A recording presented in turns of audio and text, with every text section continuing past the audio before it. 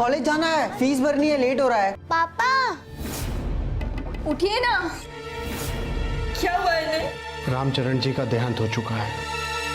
Postmortem की report आई है, उससे यह पता लगा है कि तुम्हारे पिता की मौत प्राकृतिक नहीं थी। ये मामला कुछ जादू टोने वाला है। नमस्कार दोस्तों, मैं कुणाल सिंह राजपूत आप सभी का अपने शो प्यार में सावधान में स्वागत करता हूं। दोस्तों, पिछले एपिसोड में आपने देखा कि रामचरण की मौत नींद में ही हो जाती है। पुलिस तहकीकात कर रही है, लेकिन अभी तक उसके हाथ कोई भी सबूत नहीं लगा है। ये कोई साजिश है या कोई काला जादू, आज इस बात का पता चल जाएगा।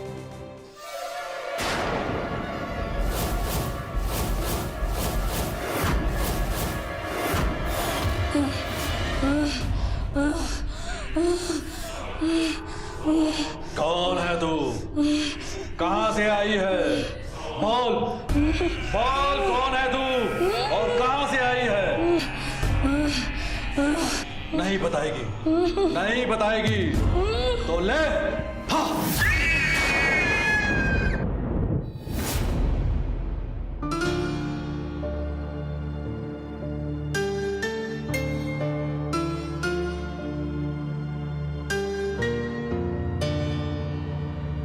चाय ले लो।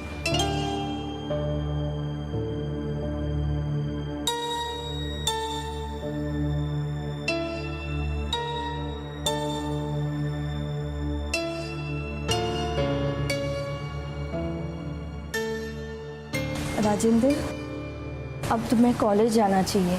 काफ़ी दिन हो चुके हैं ना, जो होना था वो हो चुका है, लेकिन अब तुम्हें कॉलेज जाके अपने पिताजी का सपना पूरा करना है। हाँ मम्मी।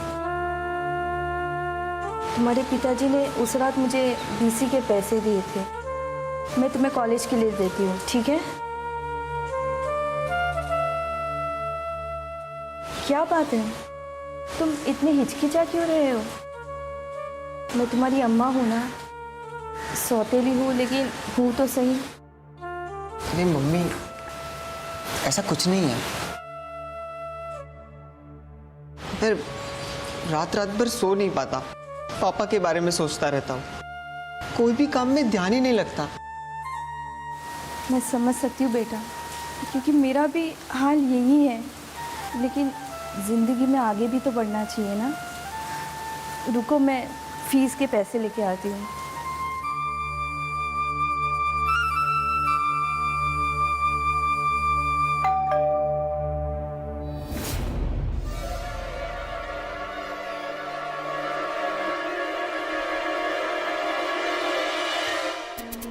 इंस्पेक्टर साहब, आप आइए।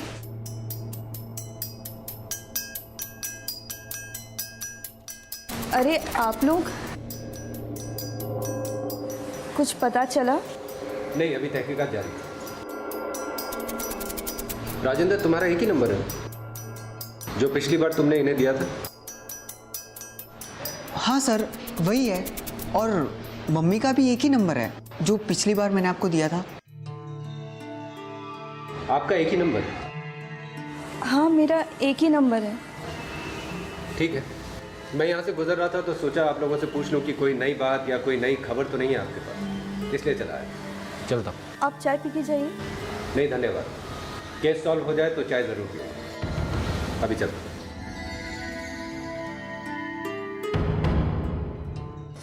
हेलो हेलो, मैं रामगढ़ थाने से बोल रहा हूँ। हेलो हेलो,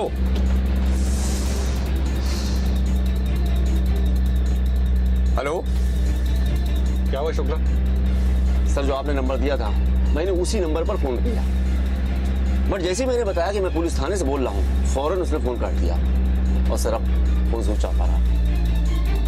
इसका मतलब मेरा शक सही निकला। इस नंबर की लोकेशन ट्रेस करो, हमें वहां जल्द से जल्द पहुंचना होगा। Okay sir.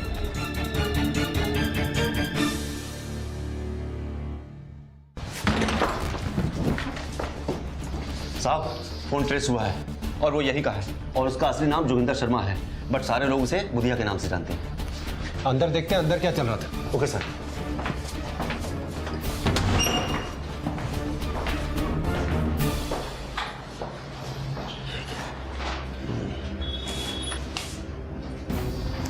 काले जादू के नाम पे ठगने के यहाँ तो सारे सामान पड़े हैं। ये गुड़िया, ये नींबू, ये सिंदूर, कब से चल रहा था ये सब? 4 साल से बुधिया यही रहता था साहब। कुछ दिनों से फरार है और उसका फोन भी नहीं लग रहा है। साहब, गांव के लोग हैं और बुधिया से काफी डरते हैं, इसलिए ज्यादातर लोग उसके करीब आने से घबराते हैं।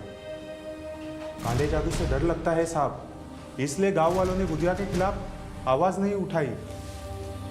न जाने कौन कौन से लोग आते थे। ये देखो, इनको देख के कुछ याद आ रहा? हाँ साहब, 1-2 बार इनको आते हुए देखा था। यही किसी आसपास के गांव में घर है इनका।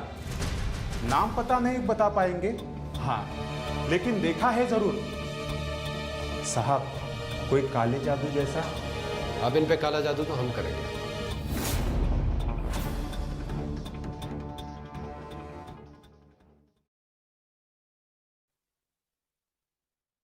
मम्मी, भैया आ गए। आज बड़ी देर कर दी तुमने। तुम हाथ मुंह धो लो, मैं खाना लगाती हूँ। भैया, आज आप मेरे लिए कॉलेज से क्या लाए हो? आपकी favourite chocolate. Thank you. Welcome. Mummy, मैं बगल में चिंटू के यहाँ खेलने जाऊँ क्या? थोड़ी देर के लिए। हाँ बाबा, खेलने जाओ, लेकिन खाना लगने से पहले आ जाना। ठीक है मम्मी। ठीक है गुड़िया? ठीक है मम्मी।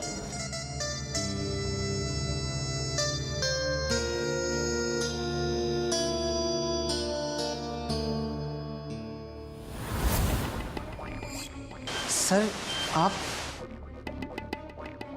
सब ठीक तो है ना? सब ठीक है। पहले थोड़ी तकलीफ हुई थी, फिर गुत्थी अपने आप ही सुलझ गई।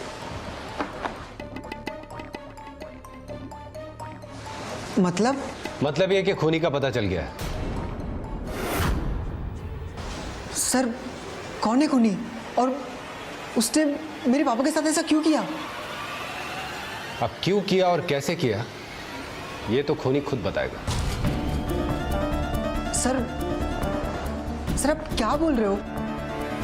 मम्मी, ये सर कुछ समझ नहीं आ रहा है। तुम्हारी मम्मी के पास एक दूसरा नंबर है, जिसके बारे में ना तुम जानते हो ना तुम्हारे पिताजी जानते थे। उनके नाम पे रजिस्टर मोबाइल नंबर से हमें यह बात पता चली, और उस नंबर से तुम्हारी मम्मी किसी को फोन किया करती थी। क्यों किया करती थी कि नहीं? जब हमें सीक्रेट नंबर के बारे में पता चला, तब हम तुम्हारे पास आए थे और तुमसे पूछा था कि तुम्हारे पास कोई दूसरा नंबर तो नहीं है। और जब लीला ने इस बात से इनकार किया, तब हम समझ गए कि दाल में कुछ काला है। देखो लीला, तुम्हारा जुर्म हमें पता चल गया है। बुधिया गिरफ्तार हो चुका है और उसने सब सच सच बता दिया है, इसलिए तुम्हारी बेहतरी इसी में है कि तुम भी सच सच बता दो।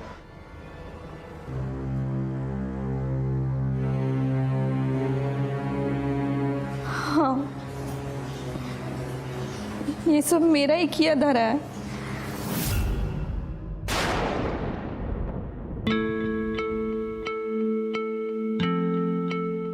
मुझे मेरी शादी ठीक करवानी है। हम यहीं पर बैठे बैठे तुम्हारी सारी तकलीफों का निवारण कर देंगे।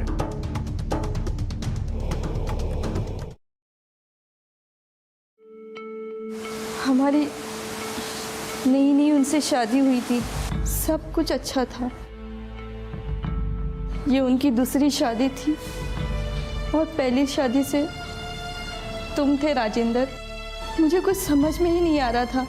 जो जिंदगी के सपने देखे थे वो इस जिंदगी से बहुत ही अलग थे। छोटी छोटी बातों पे हर रोज झगड़े होते थे।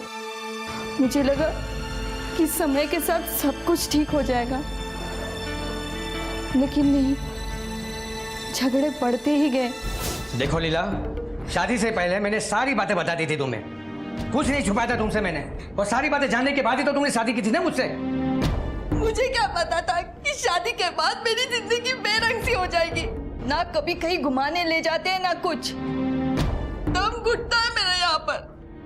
दम घुटता है? अच्छा, अगर इतनी घुटन हो रही है तो अपने मायके क्यों नहीं चली जाती तुम? जाके रहो वहां पर। और एक बात कान खोलकर सुन लो, एक बार यहां से जाने के बाद फिर वापस लौटने की भी जरूरत नहीं है, समझे? दम घुटता है, घुटन होती है।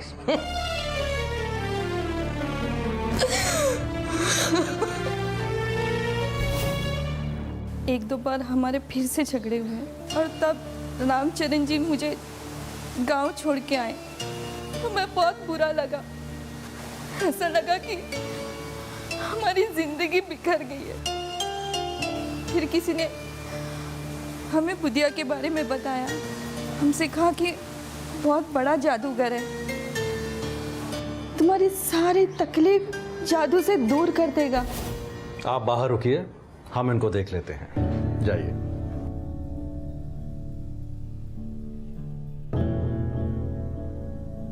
महाराज, मुझे मेरी शादी ठीक करवानी है और हम दोनों के बीच में जो भी झगड़े हैं उसे ख़त्म करने हैं।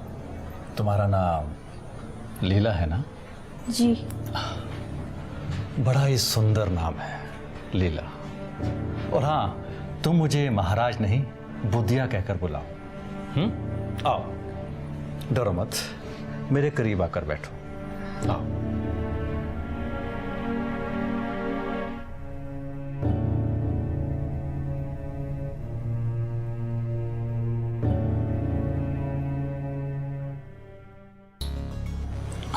डरो मत। अरे जब तक हम तुम्हें छुएंगे नहीं तो तुम्हारे अंदर की भावनाओं को, तुम्हारी तकलीफों को कैसे समझेंगे। अब हमें शुरू से बताओ कि क्या क्या हुआ था।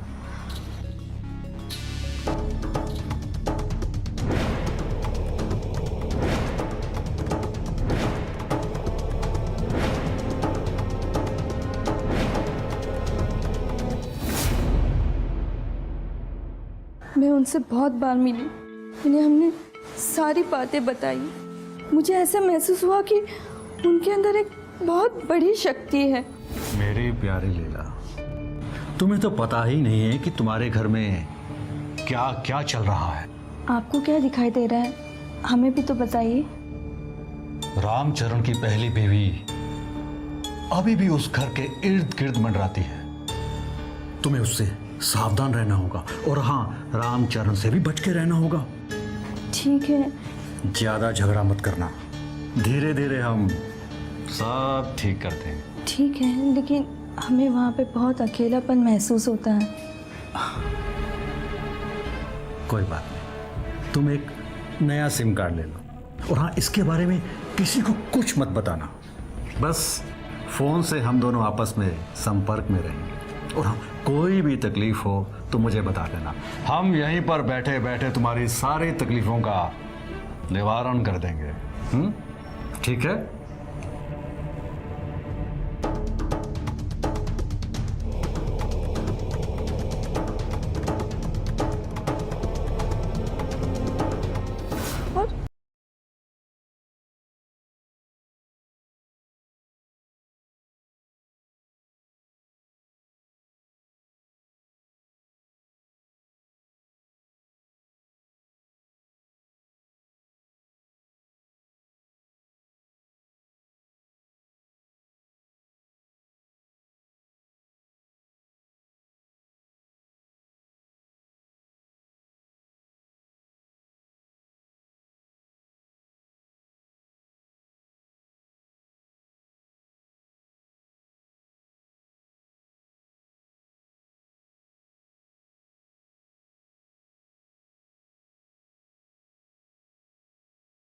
और को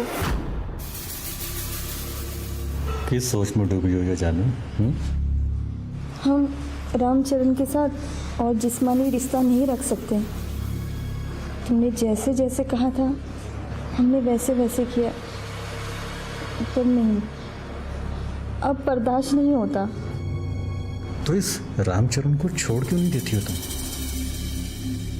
इतना आसान नहीं है। अम्मा और पिताजी नहीं मानेंगे और हम सबको क्या बताएंगे? अच्छा, मान लो अगर रामचरण तुम्हें खुद ही छोड़ के चला जाए तब?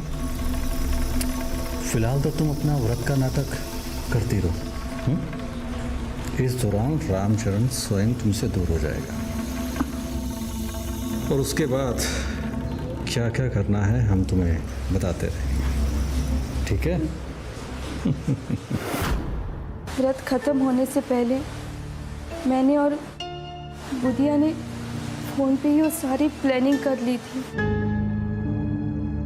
शाम का खाना खाने के बाद मैं किचन में गई और मैंने दूध के गिलास में नींद की गोलियां डाल दी।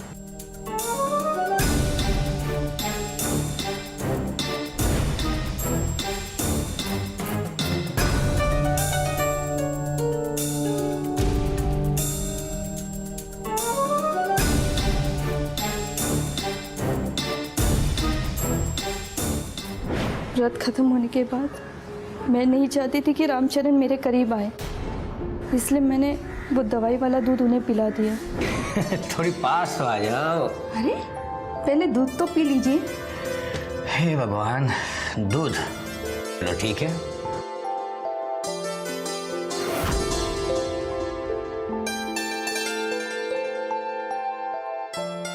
थोड़ी देर में गोलियों का असर शुरू हुआ और रामचरण गहरी नींद में चले गए।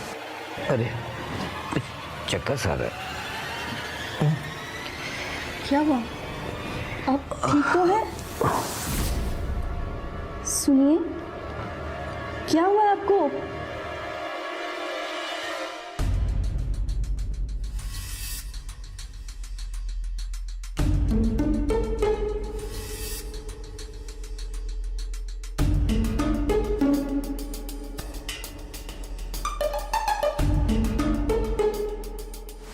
मैंने अंदर कमरे में जाके देखा तो बच्चे सो चुके थे। मैं जल्दी से बाहर आई, दरवाजे के बाहर नींबू और सिंदूर रख दिया।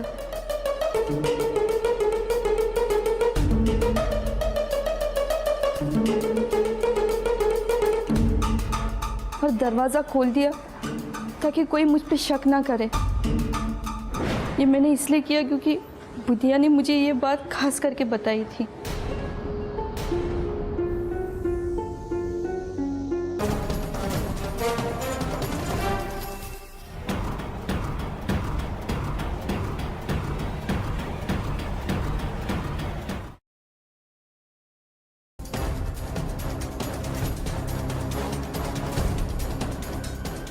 मैंने जाके देखा कि रामचरण गहरी नींद में है।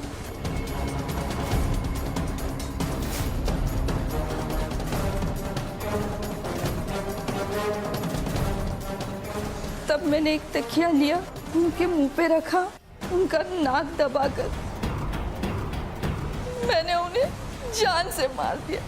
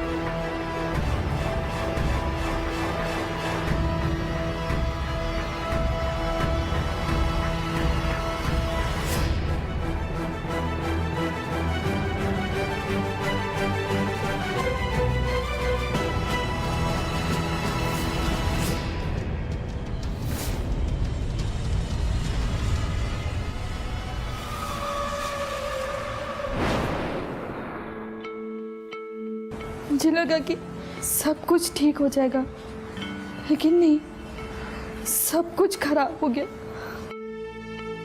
मुझसे बहुत बड़ी गलती हो गई। और फिर उस नंबर का क्या हुआ? वो सिम कार्ड को तो मैंने तोड़ मड़ोड़ कर फेंक दिया। सर, और वो बुधिया? बुधिया अभी फरार है। उसके गिरफ्तारी की बात तो हमने इनसे सच उगलवाने के लिए बोल दी थी, पर उसे भी हम जल्द पकड़ लेंगे। गिरफ्तार कर लो इसको।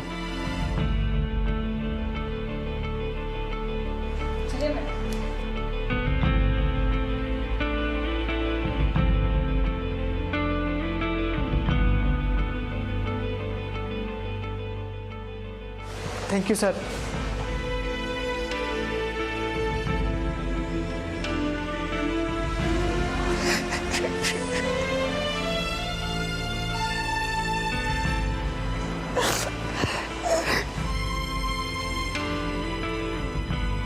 अरे भैया, ये क्या? घर में कोई नहीं है। और मम्मी कहाँ है? हे गुड़िया,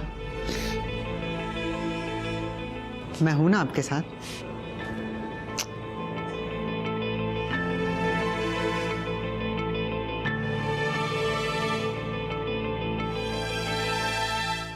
दोस्तों, जब हम किसी परेशानी में होते हैं तो हमारी मानसिक स्थिति कमजोर हो जाती है और हमारी इसी स्थिति का फायदा बुधिया जैसे लोग उठाते हैं। वो हमारे अंधविश्वास की इस कमजोरी को जानते हुए हमारी ऐसी नस पकड़ते हैं कि हम अपने प्यार का गला घोट देते हैं। दोस्तों, जिंदगी में और खास तौर से प्यार में परेशानियां किसको नहीं आती, लेकिन हमें इसका सामना समझदारी और सब्र के साथ करना चाहिए, ना कि अंधविश्वास से। आप सबसे फिर मुलाकात होगी एक नए रोमांचक घटना का पर्दाफाश करते हुए। तब तक अपना ध्यान रखिए, रहिए सावधान, खासकर प्यार में। मैं कुणाल सिंह राजपूत आपसे विदा लेता हूं। नमस्कार।